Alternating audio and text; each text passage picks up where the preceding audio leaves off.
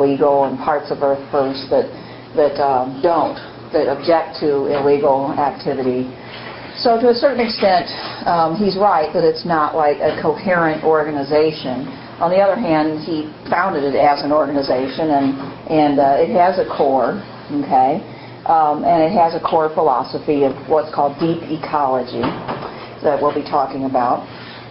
And one of the questions to just keep in the back of your mind as you're thinking about this is, do we need to have a radical element within the environmentalist ideology? Is there a use for that? I mean, your book goes into environmentalism more generally, and it no doubt gives you a pretty good idea of the spectrum to which you can identify various environmentalist movements. And Earth First is very radical in the same way that, say, People for the Ethical Treatment of Animals is very radical at times when, PETA people go out and splash blood on things, or, disrupt a pound or a clinic or something like that deals with animals, or obstructs animal testing. Well, Earth First people sometimes go out and sit in trees to stop logging, or put spikes in trees so that loggers, if they cut into the trees, will potentially be injured by those. Tears down billboards, sits in roads to stop bulldozers and other equipment from going to sites where logging is taking place or where development is taking place. So it's a radical movement and believes in direct action. And part of the question is, do we need that kind of thing? Does that serve any purpose, or is it entirely negative to have a group that responds to environmental issues in this way? Okay. And also, something to just keep in the back of your mind is where you would like to see the environmentalist movement as a whole within the spectrum of political activity in this country. In other countries, the environmentalist movement has taken more of a hold, okay? And the Green Party, for instance, in Europe is more prominent. We don't really have one here. We have people who would like to have one, but we don't really have an active, relevant Green Party. Is there a place for that? Would that be useful? It's really kind of folded into the Democratic Party in a lot of ways if it's going to find a home. And yet there are, as we will see from even what Foreman says, there are things that a real strong environmentalist believes in that are contradicted even by the Democratic Party, and where they don't really find a home there. Okay. Well, just to kind of first understand where Foreman and Earth First is coming from as far as what they believe about the environment. Okay. Foreman contrasts the garden view of the environment with the wilderness view. And the wilderness view is also called deep ecology. Have any of you studied deep ecology before? Okay. Well, first of all, the garden view. Okay. What's the garden view of how we are to relate to the environment and treat the environment?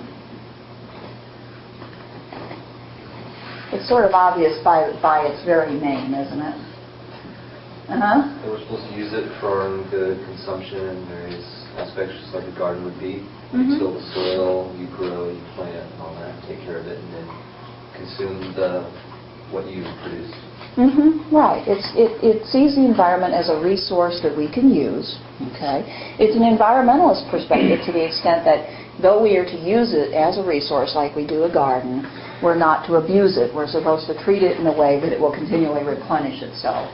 So the garden view is sort of the more traditional environmentalist view that yes, it's okay for human beings to use it and to intervene in it, but we have to remain aware that we can't abuse it and take more than we need, and we need to always work to keep it working as well for us as it is, or better.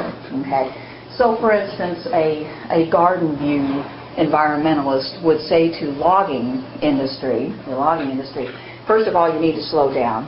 You need to not take as much timber. Secondly, you need to replace the timber you do take. There needs to be replanting continually. Thirdly, you have to think about what kind of replanting you do so that it restores as much as possible the original forest environment. And you have to be aware that you have to preserve some of the forest in its pristine state. It's a sort of middle ground, in other words. Okay? But the garden view isn't about exploitation. It's about taking care of the environment so that it serves human purposes well and continues to do so. Okay? So in contrast to that, what would be the wilderness or deep ecology view? Anybody want to take a gander? Yeah. Almost don't touch it at all. Avoiding using less trees or anything that's harmful in the environment. Stop using the plastic bags now. Use electric cars as opposed to gas powered. Doing as many things as you can to stop intervening in the environment. Not seeing the environment just as something that human beings can benefit from and therefore we should take care of, but seeing the environment as having its own, I don't quite want to say its own right, but it has its own status, okay? And we should try to interfere with it as little as possible, okay? The deep ecology literature will go so far as to almost treat the earth as an entity at times, an entity in its own right, which you need to respect, you need to be reverential towards. But even when it doesn't go that far, the point of view is that in the past, while we have been using nature for our purposes, we've destroyed a lot of it, we've despoiled it, we've changed it, and we need to stop doing those things. And we need to have as much of it go back to its natural state as possible. So the deep ecology view says the garden view is way too intrusive. Okay, it changes and destroys habitats. It's probably irreparably changing the environment and the climate. Okay, and human beings need to get out of it, even if that means that, and it will mean having less for us. Okay, even if it means that the human population will suffer as a result of that, we need to back off from that. And even if it means that in the long run there's fewer humans on the planet. Okay? Because the general view of the deep ecologist or wilderness advocate is that there are too many human beings on the planet, that we've overpopulated it through our exploitation of the environment. And because of our overpopulation, we're a serious threat to the environment now. Okay? Now, to sort of back this up, your textbook mentions that Earth First's ideology is a sort of Malthusian ideology. It embraces partly an insight from Thomas Malthus. And you've probably heard of Malthus before, 19th century English economist, who had this idea that humanity was not separate from the animal kingdom as far as the evolutionary process of survival of the fittest, okay, and that nature had a way of taking care of species when they overpopulate, and that really there's nothing much that we can do about that, and maybe nothing much that we should do about it. And I brought the textbook in today to just remind you of where that's discussed, because it's interesting. Malthus is discussed in other contexts in a bad way, in a critical way, because of his sort of social Darwinism, or his connection with that. But he used it in a different way when it comes to our relationship to the environment. It says on page 243, sort of halfway down the page, thus according to Malthus's law, the ever-growing human population increasingly outstrips available resources, with widespread hunger and starvation the inevitable result. Okay. From widespread starvation comes a further result, a new equilibrium between population and resources. Unfortunately, this short-lived equilibrium ends as population increases and the cycle begins all over again. Taking their cue from Malthus, the leading thinkers of Earth First, including the late novelist Edward Abbey and Dave Foreman, former editor of the newsletter Earth First, claim that nature is not without its famine, floods, and AIDS epidemic.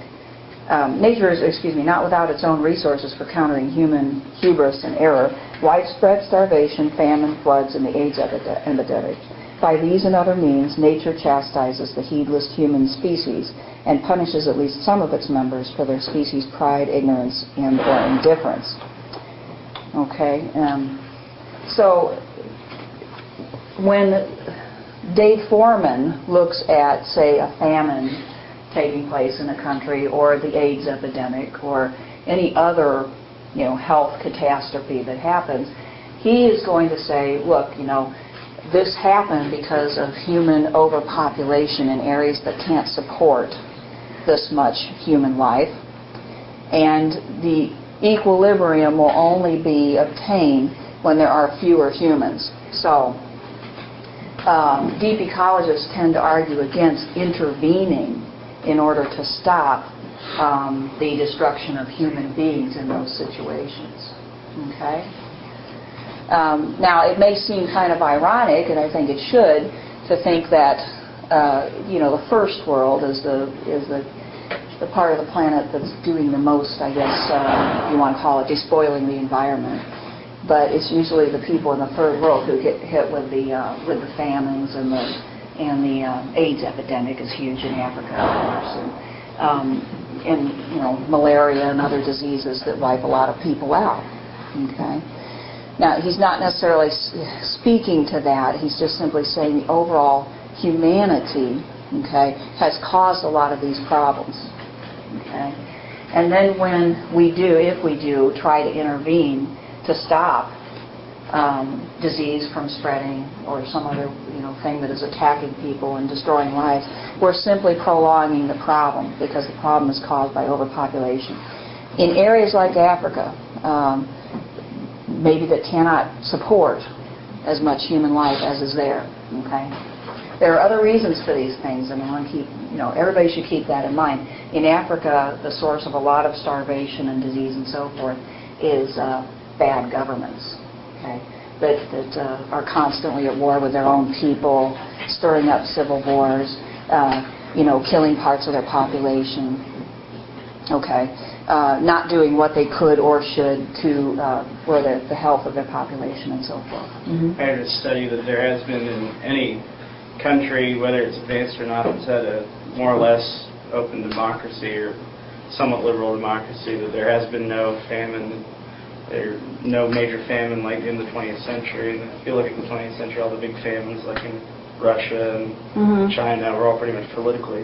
Mm-hmm. Politically, yeah, and there's two reasons for that, I think. One is that you tend to get liberal democracies that work in countries that are better off, where people are educated and prepared to deal with the democracy. The other reason is truly what you suggest, that without that, the popular will being represented in the government, it's just easier for people in the government to not care about certain segments of their population. Okay? So that's certainly a factor. Yeah. I was just wondering if they've seen the correlation when they say the famines and floods and whatnot are nature's wrath for our mistreatment of nature. If they've seen a correlation between that and the like Christian fundamentalists or religious zealots that claim that the famines and floods are God's wrath mm-hmm. against us for any violations that yeah. we have committed. It's almost identical. On the level of tone. Yeah. Actually, your textbook, I didn't read that part because I have a hard time with it myself, but your book actually makes that connection as far as the tone of the rhetoric. It says, although the language of Earth First is not religious, its vision of dire punishment sometimes seems to come straight from the vengeful God of the Old Testament. Yeah, and there does seem to be a sort of, this is if it's not God's punishments, it's nature's punishment. It's nature's punishment for wronging it, so to speak, and so we need to back off. So there's this sort of, certainly you might say, a cataclysmic tone, and the tone is not about what in the world can we possibly do to make this better. The tone is, this is we're getting what we deserve, and that from a lot of people's perspective isn't too helpful. But the Earth First person says basically nature is attempting to right the imbalance, okay? And the way that nature does that is not the way human beings might do it. It doesn't think in terms of ethics and morality and justice, Okay? It's just attempting to write it. Just as if animals overpopulate, some are going to starve. We talked about that the other day. Same thing for people. Okay? That's the way they see it. Do they try to reconcile that discrepancy, the fact that the first world countries are doing all of the spoiling, the third world countries are paying the price? Well, yeah, they notice that, but only to a certain extent. I mean, they notice it, but their answer is not, therefore the first world needs to help the third world, because if the first world helps the third world, that's just going to make the problem even worse. If you lift the third world out of its poverty, increase its technology, increase its industry to help people out, then you've got the same despoliation going on in those countries that you have here. And then they also talk about how in third world countries lots of times actually there's worse environmental problems because the third world people are so desperate to make money that they don't care about the environment at all.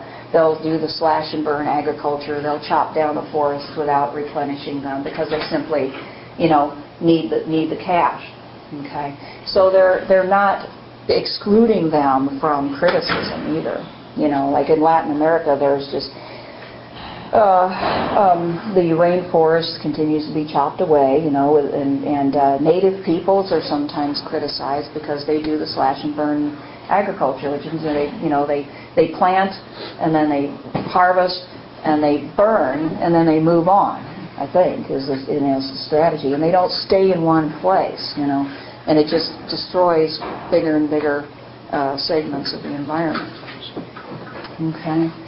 So everybody shares in the blame, you might say. And later on, he talks about how he's not just targeting wealthy people in this country too. He's also criticizing the working class, and that's what separates him from the Democratic Party. Because the Democratic Party has always been a party that aimed to represent the working class and the blue collar worker. But Foreman sees a lot of problems with the aims and the lifestyle of the blue collar worker too. As being anti-environment. Okay, well let's look at three core ideas of Earth First's philosophy. Okay, first of all, obviously, according to its name, the Earth comes first in all decisions, or should. All human decisions, regardless of whether human welfare is at stake. Okay? So if human welfare can be gained by intruding on the environment more, that's not a good enough reason. Okay? Now he does make the argument that if we consistently followed this strategy, that in the long run it would be better for human beings because we would have a strong, thriving environment that would sustain people. Okay? In the short run, it would mean a great deal of sacrifice and pain and changes in the way people live. Okay? Secondly, a refusal to use human beings as the measure for other values.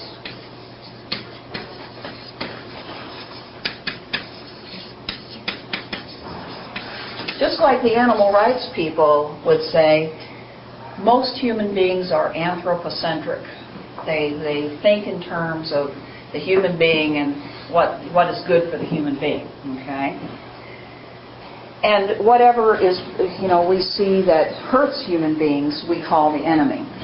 Okay? And such would be diseases and pests, mosquitoes that spread diseases, ticks, lice, spiders, and all those critters that we try to eradicate in order to stop disease from spreading, right? Those are a part of the environment as much as anything else, and they serve a purpose. And so, we cannot see them and should not see them or any other part of the environment just in how it relates to us and the immediate good that we have. All right? So that's kind of what I've already said before. Disease isn't bad from this perspective. Okay? It's nature healing itself. And so you don't go out and try to, back in my hometown in Rock Island, there was every summer the fogging truck would go through and they'd be spraying for mosquitoes. Okay? And they did that several times in the summer in order to cut down on some of the problems that you have otherwise. And I noticed when I came out here that they don't do that, and I assume that's because there's not enough of a problem, probably. I live near the Mississippi River. But still, we've got diseases that are spread by insects, And people are getting more and more concerned about that. Well, Dave would say, so what, if some people get a disease because they're bit by an insect, that's still just a part of the natural process, okay? He says, it is better to allow an epidemic to wipe out a population than to intervene in this way, either with medicine or with, doing something with the environment, chopping down trees or taking water out of an area because it's breeding too many insects. He says there are far too many human beings on Earth. So we've got to stop thinking anthropocentrically. And then thirdly, we need to realize that the wilderness is the real world. The world that we've created is not the real world. The wilderness is the real world. It's the one that's been around for millions and millions of years, as opposed to what we've created in centuries. Okay?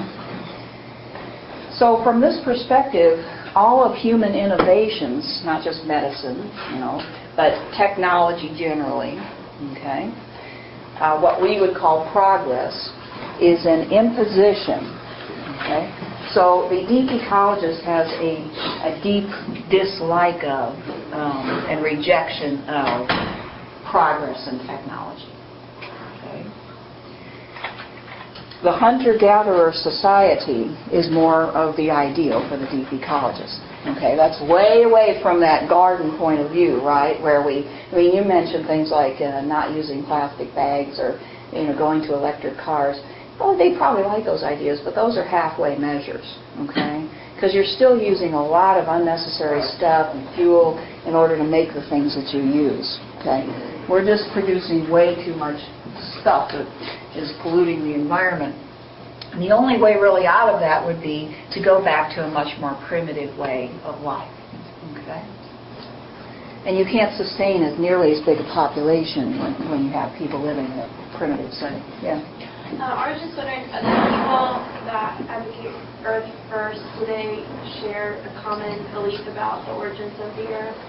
No, I don't think they do. I mean, most of them would not be, I guess, traditional theists, but you could be and still see it this way. I mean, you couldn't be a traditional Christian and see it this way. You could believe in a creator, though, and see it this way and think that this is the way God created the world. He created it to sort of set it up to regulate itself, and we're violating that. Some of them, I would say, are sort of almost pantheistic. There's a subset of environmentalists who sort of almost see the Earth as a sort of superior entity and something maybe even to worship or at least to reverence, and that is a spiritual aspect that some of them have. Do they ever see the contradictions in their three core beliefs, in and of themselves? Such as? Go ahead. Saying that humans aren't the standard. Well, if nature, if you use nature as a standard, then ours would be to survive, and we would eliminate any threat to our way of life, which for most of us would be the Earth First people. Kill them. But and that a lot of the people, rabbits and whatnot, and animals, they don't necessarily think of the environment first. Theirs is, again, self-preservation. It just works out for them that way. They have they have no higher concept of it. Okay. Well, I'm sure that they haven't, totally worked out that problem, just as the animal rights people haven't. It's a basic problem with both of them, that if nature is the standard, that you look at nature and you see that every other species does whatever it takes to survive, then if you apply that standard to human beings, you're going to basically have what you have. They're going to use their superior brain power and so forth to eke out a much better life for themselves. But then again, remember the animal rights argument was the thing that makes human beings different is we have that mind and we have that larger responsibility because we're creatures of a different order. And I'm sure that, somebody like Foreman thinks along the same lines. It's obvious from what he's written that he thinks that human beings have a far greater responsibility. They can't just be acting on instinct. They have to do what's really right. And that's something that no other animal can do, is to think about, just do what's right. Yeah.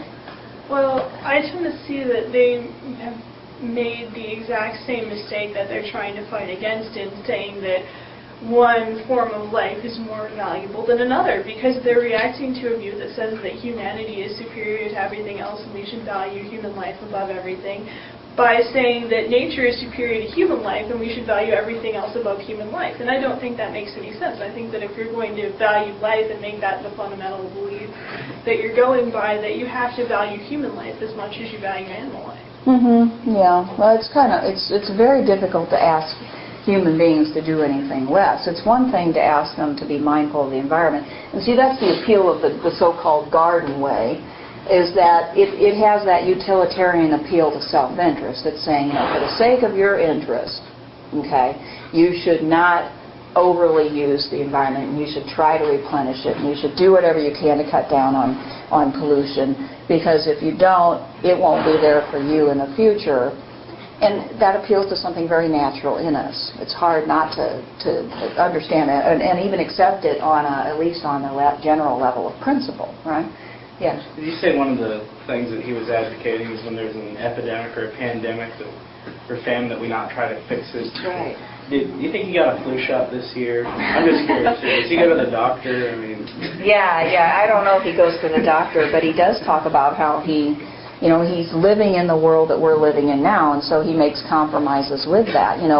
He says, I can't be totally consistent and get the word out even. What if Dave Foreman died because he got the flu, then he wouldn't be able to go and preach about the need for deep ecology, right? So, but if he died, it'd be one less human being corrupting the earth. I mean. Right, yeah, I think he takes the claims, and he actually, I don't know if you recall this, but he mentions that in this piece, that he's getting on a plane and he's traveling hither and yon and of course it's using up a lot of fuel, but again, he's, you got to cut him some slack, because you've got to be realistic here. If he wants to make change, he can't just go and hide in a cave somewhere, or do himself in to get rid of one human being, because that doesn't change things in any meaningful way. I mean, there are actually groups out there, by the way, who think that people ought to do themselves in to help the environment. I was going to say he should start one of those suicide cults. I don't want to go there, but I did some web surfing yesterday, and I found some, basically wanting to, recruit people to do themselves in so that they wouldn't. But of course, the person doing the HTML on that website must not have done it yet. I think that we have to think about how much negativism is useful. Okay, and I guess that gets back to my question about is radical environmentalism, when it gets like this, useful for the environmentalist movement? Because most people are not attracted to this level of negativity, because it's so castigating, it seems kind of hopeless, and especially when he talks about how he is not interested, Earth First is not interested in dealing with the issue at the political level. Most of us think that since policy gets made through the political process, that you need to be engaged in it, okay, and you need to lobby or whatever it takes, try to get somebody elected that will voice your perspective. And a lot of people have, and the environment isn't the most important issue in this country, but it's important. And, when a politician can speak to it thoughtfully, that usually helps and usually doesn't hurt them. But actually, he says that Earth First refuses to get involved in the political process because it doesn't want to be associated with the, quote, gang of thugs that's running the human civilization. Okay? That's a sort of puritanism, okay, that says, I will not get my hands dirty. I'm going to preserve my ethical purity here, okay? I don't want to be associated with them. And so they are accepting the labels, of extremist or even an eco-terrorist over, being involved in the political process. So they do things like I've described, the direct protests, because they don't want to be Republicans, they don't want to be Democrats, they don't want to have a think tank, and they don't want to have an interest group. Okay? Because all of that buys into the system too much. But what does that do? You have a group of environmentalists chaining themselves to trees to keep people from cutting them down, which just makes loggers hate those crazy environmentalists even more. It doesn't get people to talk to each other. It doesn't get people to try and change what they're doing. It just makes them hate each other. It threatens people, yeah. And from if they were a larger movement, if more people were involved in this and felt that the environment was so threatened that they had to do this, they might have some hope of having this direct action work. But because they're a small group, it tends to have that effect of just, newspaper stories are written about the latest, crazy thing that the Earth First people did. And at the best, they're depicted as crazy. And at the worst, they're depicted as, scary and harmful because of some of the things that they do. From their perspective, they don't care. Okay, they don't care because they're not going to. They don't believe the political process will help anyway, and they don't want to associate with that. They want to do whatever they can to try to change people's minds through their action. But more importantly, they focus on the action. I mean, if I can stop this logging from going on today, I've accomplished something. Okay? Tree sitting is just getting up in those trees and hanging in there so that they can't be cut down, So they don't want to identify with the political powers that be.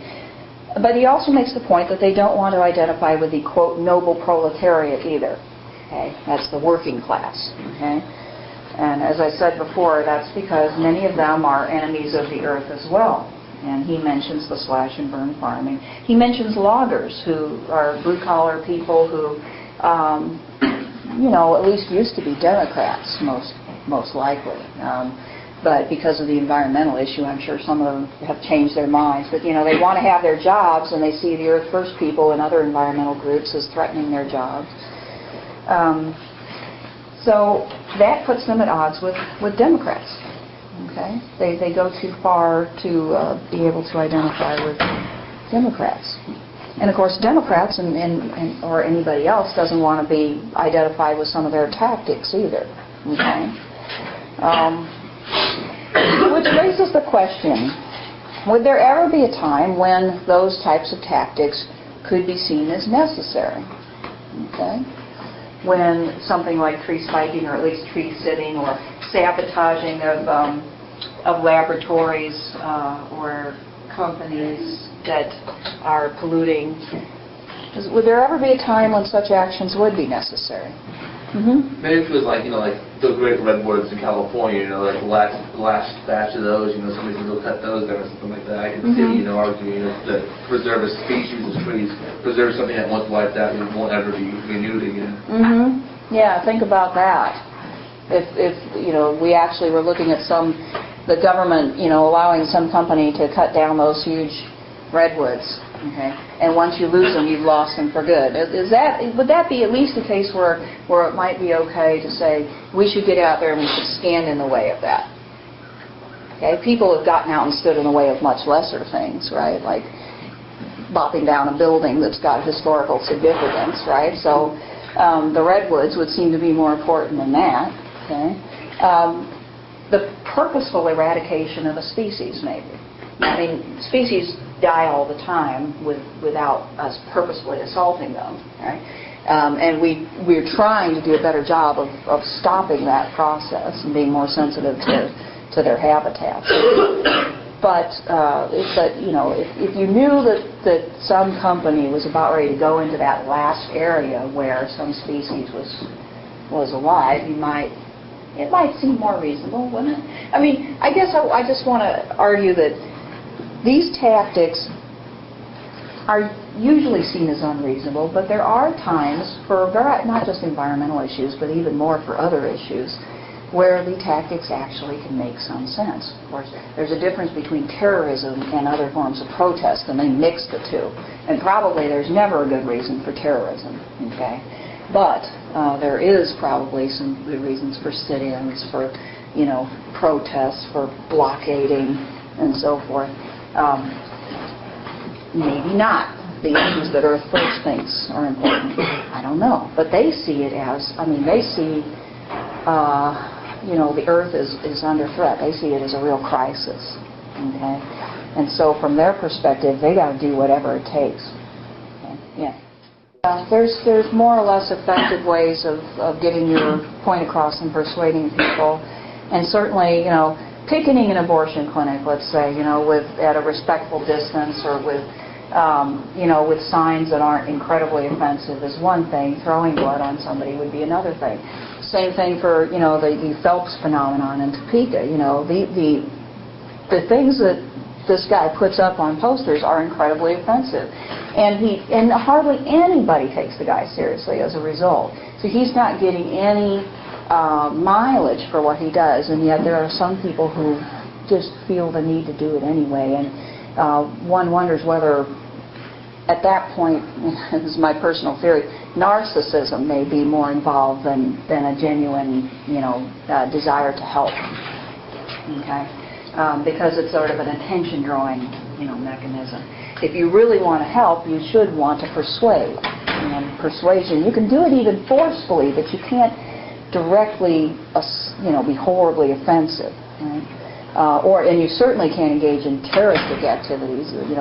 I don't believe there's any reason for that. There's an awfully lively debate about that in academia as to whether terrorism is ever justified.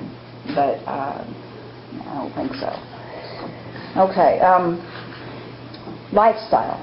Okay, what would our life be like? They talk about we need to drastically change that. Okay, and as you say, this is a potential problem. How do you get from here to there? Right? You can't just drop out. It seems.